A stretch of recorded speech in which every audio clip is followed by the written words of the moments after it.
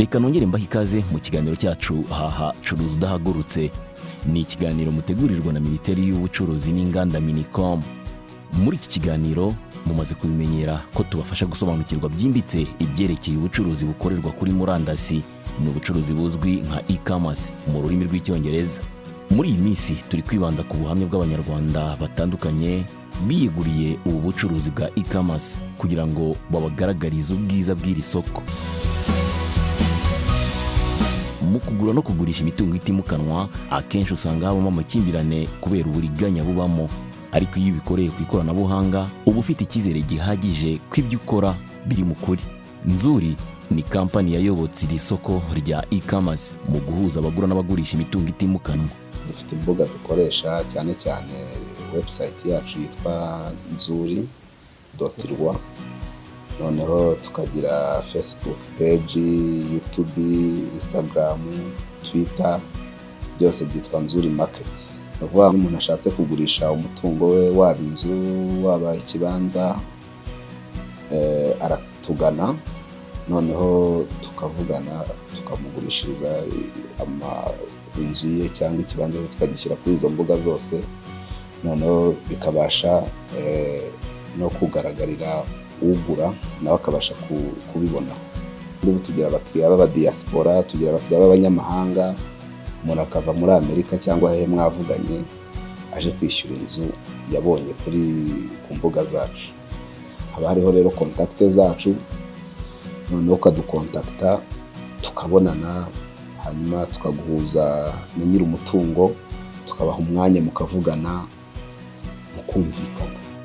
Akenshi usanga abakora ubu bucuruzi bwa e-commerce baba bameze nk'abakomisiyoneri, ariko icyizere cyabo kiba kiri hejuru kuko umuguzi yishyura ibyo ashaka kandi bimaze kumugeraho. Ibyo bigafasha abaguzi kubona ibyo bakeneye vuba.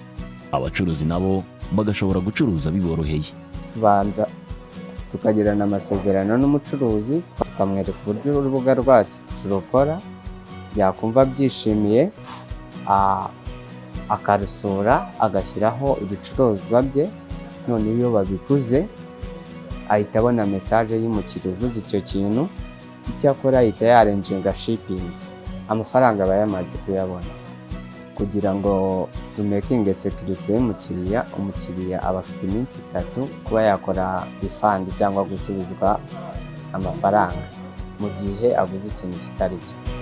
Ubu ni ubucuruzi bushyigikiwe ku mpande zose z'isi, bujyanye n'iterambere turimo, kandi no mu Rwanda buhabwa agaciro kuko ni igisubizo kuri byinshi.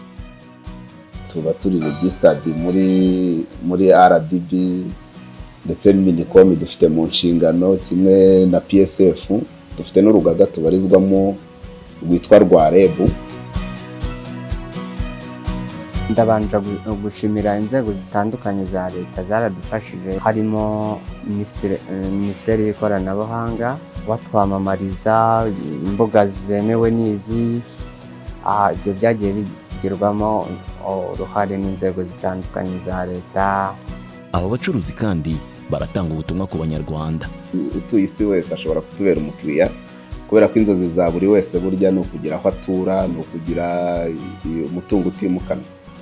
Nibatugane rero tubafashe baciye kuri ziriya mbuga zacu.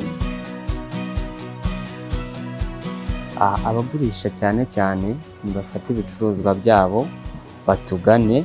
Wumva ukeneye kugira uploading ibintu byawe bikajya online, tukaza tukagufasha. Ku bakiriya ndabashishikariza kujya bagurira online ibicuruzwa biri kurigura, biri hasi, igiciro ni gito. Iyo iterambere rije utarikurikiye arasigara, akazakurikira abandi bageze kure.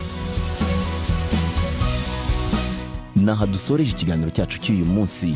Ni ikiganiro haha curuza udahagurutse mutegurirwa na Minisiteri y'Ubucuruzi n'Inganda Minicom. Reka rero mbararikire kuzakomeza kumva ubuhamya bw'abayobotse ubu bucuruzi bwa e-commerce mu biganiro byacu by'ubutaha. Nimuzacikwe, mugire ibihe byiza.